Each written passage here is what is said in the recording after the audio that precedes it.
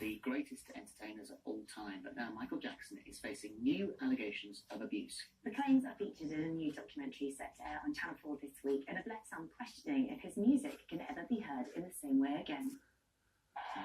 He's regarded as one of the most significant cultural icons of the 20th century. Dubbed the King of Pop, Michael Jackson's records have become hugely significant in the lives of millions. But now the late singer is facing fresh accusations of abuse in new documentary Leaving Neverland. Within that first week, every night that I was with him, there was abuse. While my mother was, next door. We had this mock wedding ceremony. He would reward me with jewelry for doing sexual acts. Michael's family have spoken out in his defense. Leave him alone, let him rest, please. But several influential figures have expressed their concern. People can do good things and also be an abuser and a person who does bad things. So can we separate his music from these allegations? And will his legacy ever recover?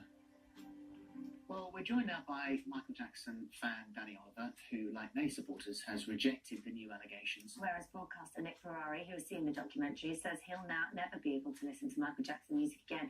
Good morning to both of you. Nick, we'll come to you in a moment. But Danny, I want to start with you, first of all, because you are a huge Michael Jackson fan, and you met him, didn't you, when you were 14? Yeah, I spent a lot of time with him over a 10-year period, and I first met him at 14. And so what was he like? Well, he was extremely humble, very sweet, very funny, very, very sincere, and just had a very, very gentle, kind energy about him.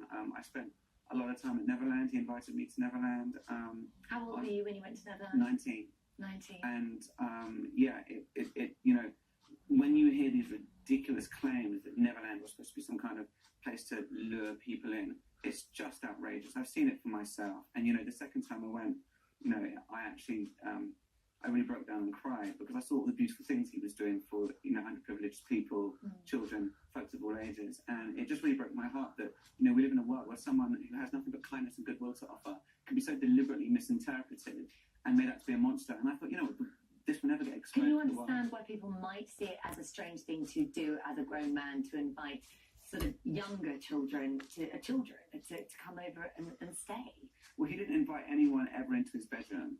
He never made invitations. That's contrary to what's said in the documentary. It's not contrary to what Michael Jackson's claims. And the documentary is one-sided. It's emotionally manipulative. 4 hours of emotional manipulation is a sure way to engrave these graphic, horrifying claims into people's minds in such a way. Yeah, he was never convicted of anything. And it is emotionally manipulative because they've got no evidence to offer. In fact, the only evidence that does exist is that which not only proves Michael Jackson completely innocent, but actually shows that the folks that are making these claims are actually lying, and they've contradicted their stories time and time and time again. Did you ever see anything at all in your mind that, looking back now as an adult, would be deemed inappropriate? Absolutely not. And I sit here not as a Michael Jackson fan because, he's the king of pop and I love his moonwalk. I sit here as someone who has done extensive research into, and I emphasize his word, factual information that presents truth in defense of Michael Jackson's innocence. And I defend Michael Jackson the same way I defend someone victim to prejudice. It's not right and it's not fair, it's unjust. Don't you think that, though, if James Sachuk and Wade Robson have got claims as little boys of sexual abuse, then that should be taken seriously? Any sexual abuse claim should be taken seriously. The difference, though, is that these men have previously defended Michael Jackson, and amazing how over the course of 20 years they maintained the same story, yet in 5 years they've made 4 different versions. Of abuse, you don't know the reasons for them going one story 1 minute, you don't know what's going on within their own heads. Like, you can understand that they may react like that. Nick, let's come to you first, because you've seen the documentary and you feel very differently to Danny. I do, yes. And what you can't, and I briefly interviewed Michael Jackson as well, so I had the opportunity to meet him. What you can't move away from, and I'm delighted you had a pleasant time there, why would this man have paid untold millions in 2 or 3 court settlements to other families that brought serious claims? Now, that doesn't mean you're guilty, I fully accept, but that's kind of strange behaviour when other young men, when other boys come forward and checks are written to make sure it doesn't go to court. That then gives me cause for concern.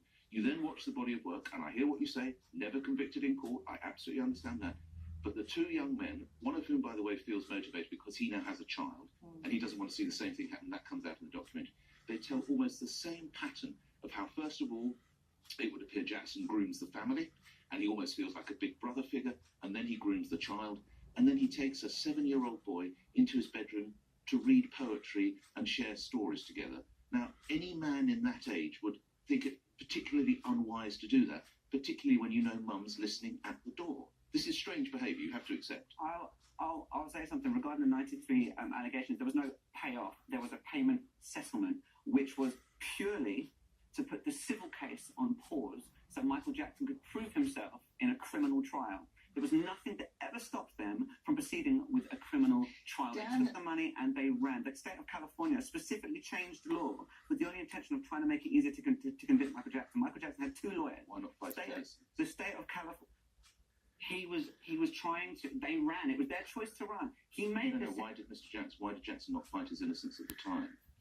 Because they wanted to go in a civil trial. He said, put the case on hold, put the civil case on hold. Let's do a criminal trial. But my dear chap, it happened not once. It happened on a number. Does that not speak to a pattern of behaviour? Let me say, anyone who's watching, if you want to know factual information, simply go to mjinnocent.com because there are court transcripts and documents, there is proof, there is evidence. Absolutely. That this hit piece provides nothing of. Dan Reed, the director, believes that there are at least a dozen more victims out there. Let me tell you, this whole thing is an open gateway for anyone and their dog to come forward. I could sit here now and tell you guys fabricated claims. And because of the Me Too movement now, which these guys are hijacking and are deliberately taking advantage of and preying on the emotional vulnerabilities of real victims, knowing full well the sensitivity and climate of today, I could tell you stuff that's not true. Okay. But I'm not. It is absolutely crucial that these two young men, as they were, middle-aged men now, are able to confront it. And I have to say to you, and I appreciate that you have a real fascination and adoration for Michael Jackson, and I get that, but these people are skillful. They effectively hide in plain sight, and that's what this man is doing. And it is desperately important that other children, whether boys or girls, do not fall prey in the same way. Actually, this is a cathartic moment. You could almost see it as in a sense, a positive moment in that we're talking about. Would you listen? You I can't in the introduction. You wouldn't listen to his music? I can't listen to it the same way. That's a shame. You need to present yourself as the facts. If you took an hour or two to look at contradictory stories, hiding, so we take it that you will continue to listen to his music.